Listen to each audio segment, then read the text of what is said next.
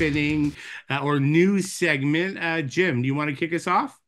Absolutely. So, just a quick, I guess my news segment will be I'm going to bring up about the tour that's going to be kicking off next year, early next year. So, it starts in, there's going to be 28 dates for Kerry King, who's going to be doing a headlining tour. So, this is really exciting because rumor has it, I mean, I guess the tour that he's just come off of, or he's just finishing up now, they're 45 minutes set. It'll be nice to see a real headlining time and maybe get some more of the new stuff on there. Plus, I mean, he didn't overdo it with the Slayer stuff, which was kind of cool, but I guess he's got a few extra Slayer surprises coming through. So that'll be really, really cool. And they're going to be, it kicks off on January 15th in San Francisco, 28 dates. And they're going to be touring with Municipal Waste, which is awesome, and Cool. Alien Weaponry.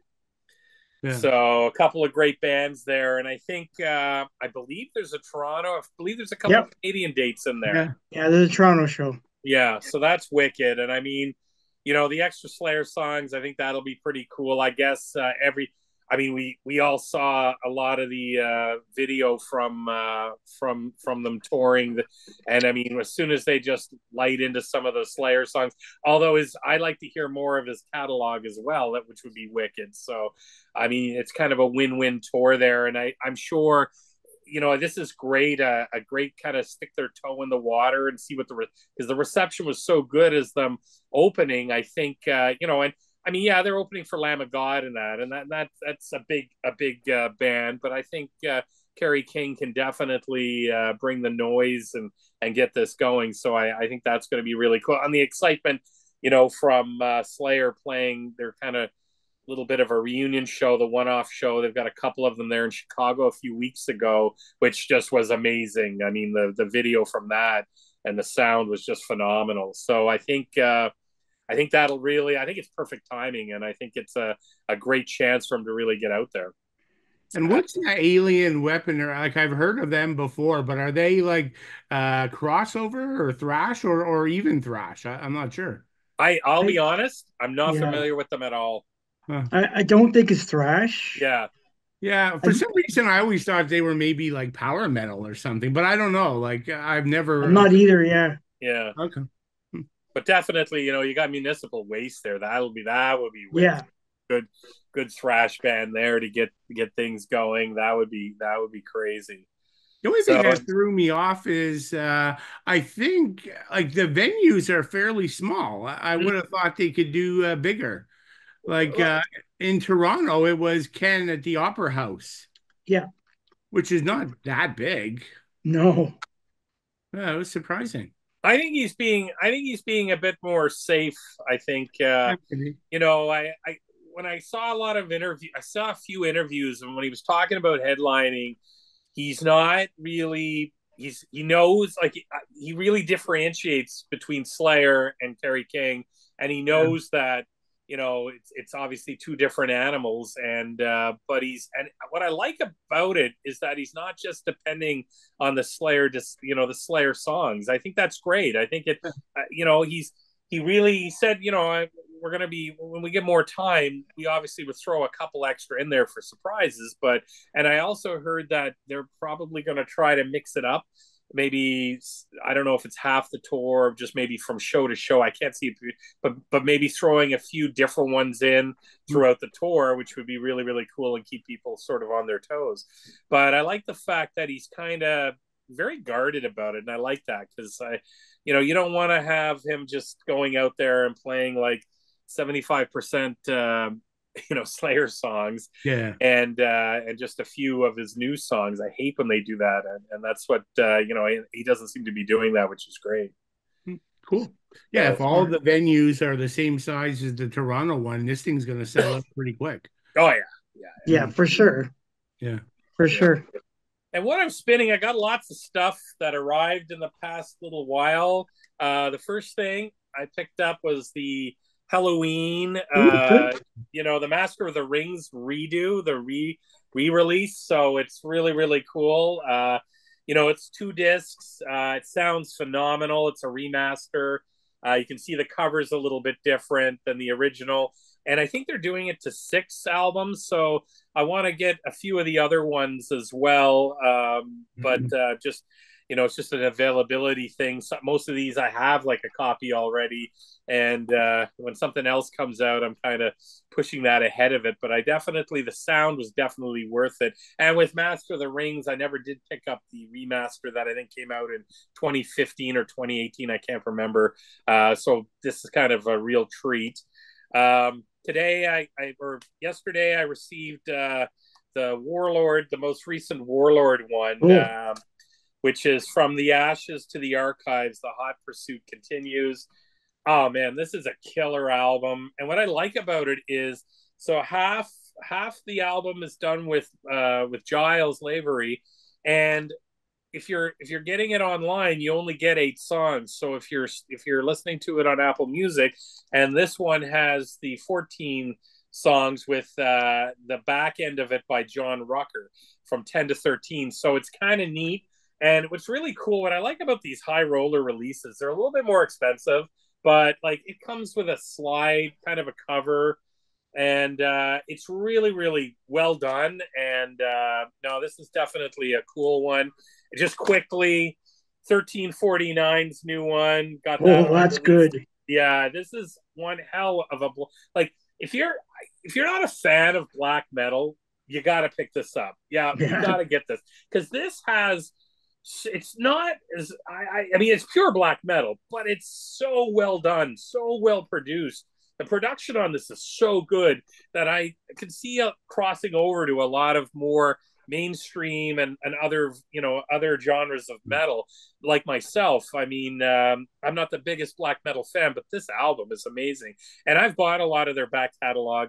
It's awesome. But I think the biggest one that I've picked up lately is this one here, Blood Incantation. I mean, holy cow, this, I can't stop listening to it. And I tell you, it's Morbid Angel meets Pink Floyd. It's definitely a work of art. You have to, I think every metalhead should pick this up and really, like, there is nothing out there right now that just sounds like this.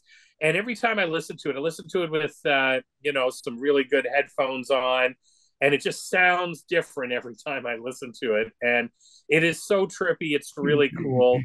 And it's this could easily, like, right now I've got a pick for album of the year, but I mean, this one's really edging in there. And it's only because I'm looking at it from 4 or 5 perspectives: what I'm listening to, how many times I'm listening, how many times I revisit an album throughout the year, and just whether, I don't want to just pick bands that are like legacy to me because I like what they did in the past or anything.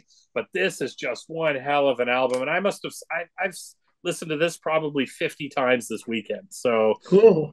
Anybody gets it, definitely check it out. I think this is another one that's total cross genre, and it's so important that these bands do that. So, I had a lot of, when I put it on my Facebook, a lot of people were like, I can't read the band's name.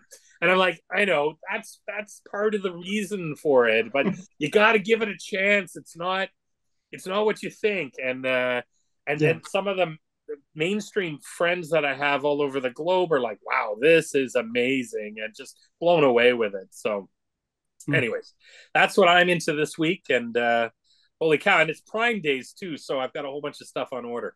I didn't find anything on sale for Prime Day. Like, my whole wish list of all the stuff I'm tracking that's too expensive, not even one item was on sale. I know, even I want the new Flotsam album, but it only went down 50 cents. I'm like, no, I gotta go down farther. It's $36 right now. It's like, no.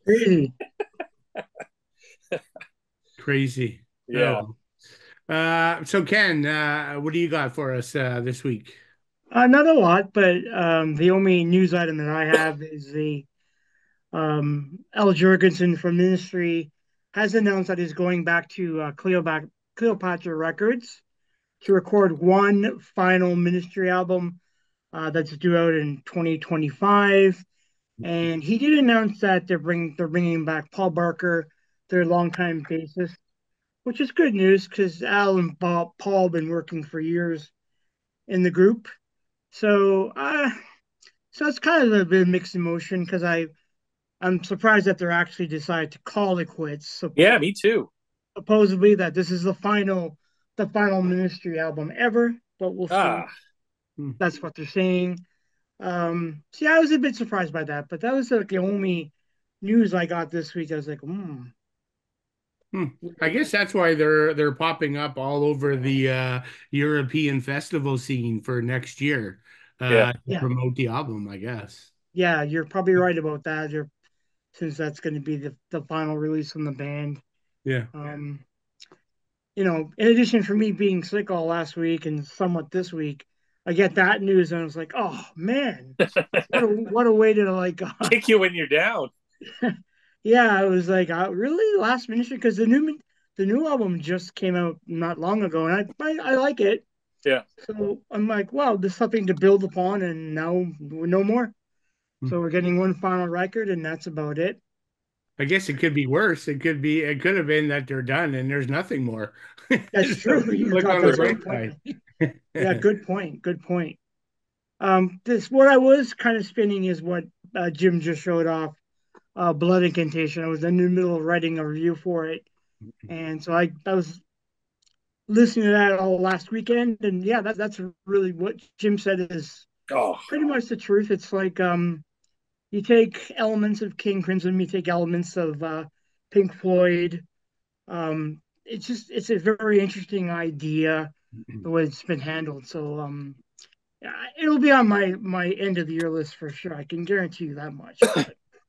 I Yeah. think But that's about I think it's the originality. I think it's just taking this to like it's proggy death metal, and I think it's just, but it's not over proggy, and I don't yeah. know. It's you gotta listen to it. It's like the first time I'm a fairly big Pink Floyd fan, so the first time I listened to, I don't know, The Wall when I was a lot younger, it kind of blew me away. Just the sounds and everything, and this is just very similar, but a lot more heavier. Yeah, It's just so that's cool, true. man. Yeah, I Yeah. love it too. It's the Yeah. contrast between the different Yes. styles. Yeah, yeah. Like, do you guys know the band? Like, I mean, these guys, the band Lunar Chamber. Oh, I've uh, heard of them. which I I've heard of really them. like because it's very similar to this stuff. Like, Okay. so, it's like they're a death metal band, just like these guys, but they'll like all of a sudden break into like a prog section, or like a jazz rock fusion section, or like they really are unique with combining the different styles. So that might be worth checking out too. Yeah. I've heard of them. I've never actually heard any of the music.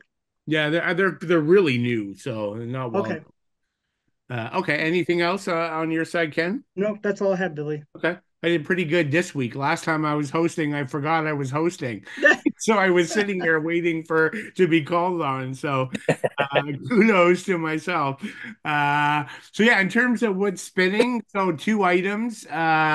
This really deserves Oh yeah. Ooh, yeah, that's some good. attention here. This came in the mail. Yeah. So this is Corrosive with a K, and the album's called Catastrophic Creation, but with a K also. So these guys are like Canadian thrash. I love this album. I think they have like three albums maybe in total. But this came out just a couple weeks ago, if I remember Mm-hmm. right. But it's like old school thrash. There's a little bit of like death metal on a Mm. couple songs, but nothing too like extreme. It's just basically if you like good old fashioned thrash, this is worth checking out. So can't recommend them enough. Not sure how popular they are outside of Canada, but it's on CDN Records, which is a Canadian record label. Then the other what's spinning item I have more on the death metal side. People with sensitive thoughts on artwork might not appreciate it. I don't know. But it's a, yeah, I know Jim Wow. likes it too. So Undeath. So these guys are like New York, again, very much sticking to old school death metal. I mean, you can hear some of the many legendary old death metal bands from New York. You can hear some of that, but I find just the songwriting's just really well done. Like everything's memorable. The songs don't all sound the same, which can happen with death metal. So the songs are all memorable. Mhm. Unique, and the musicianship's like really strong. So, yeah, really like it. So, Jim, you have it there. What do you Oh, think?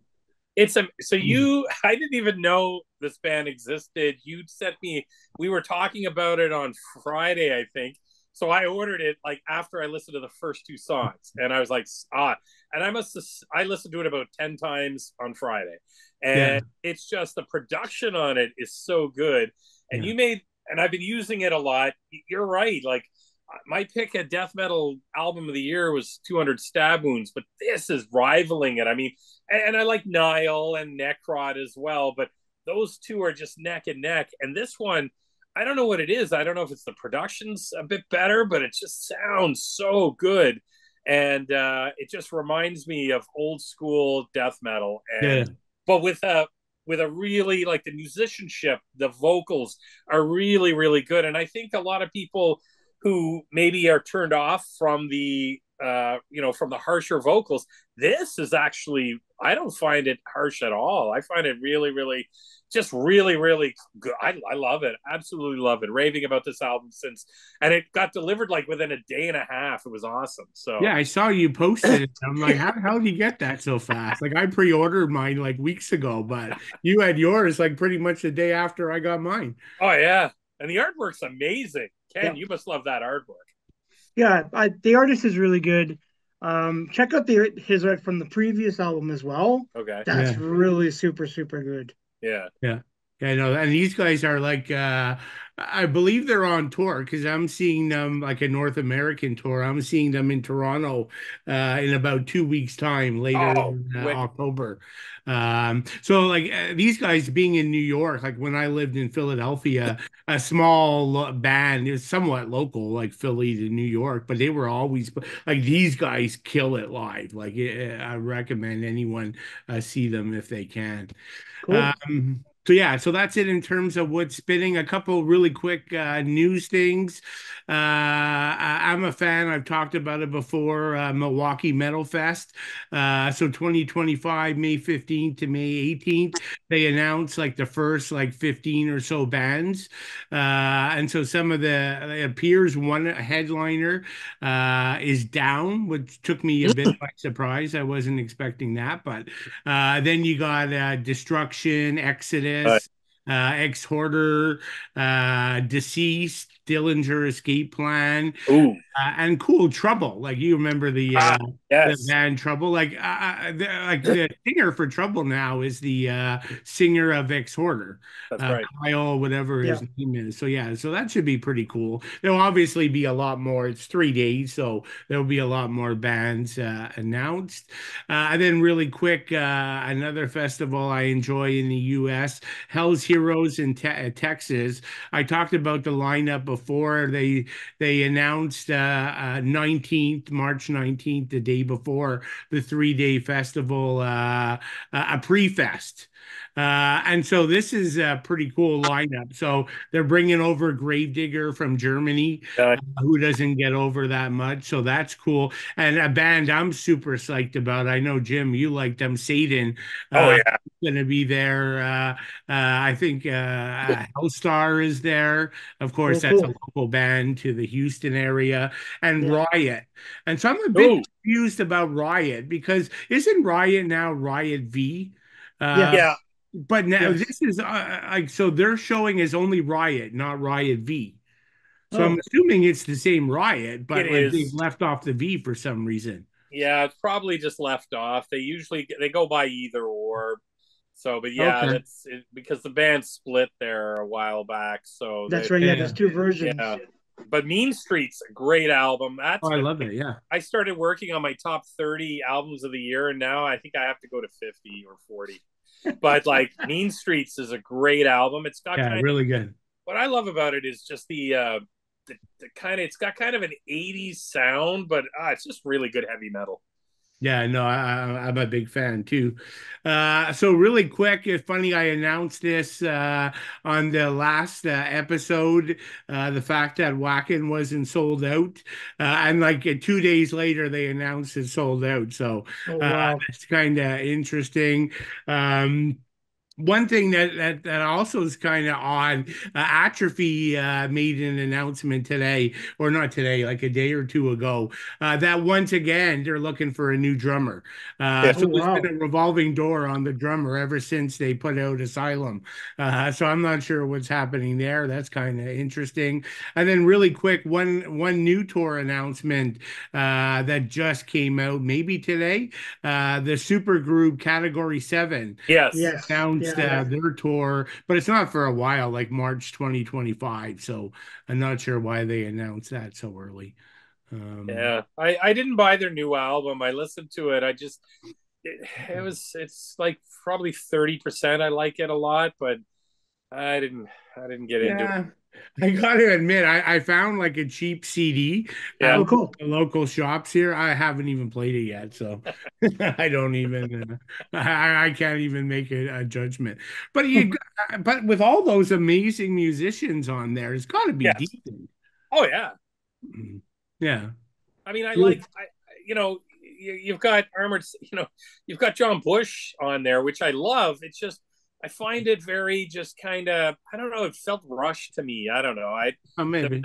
couple of the singles were just kind of, and I mean, he's so busy, coming off of how many tours with Armored Saint, like for Queensryche and Wasp, and then he's coming back again through with Wasp again in a few more in another month, and I found it kind of like that guy just never stops, and I love. I mean, you guys know we talked about Anthrax. I love the Bush era. So, but I just like it. I think it's the problem is it's too long. There's a lot of tracks on the album, if I remember right, and I just, man, I just can't like. There's a lot of similar tracks that sound the same. So, All right. Well, I'll get to it. So yeah, many things to Yeah. get to.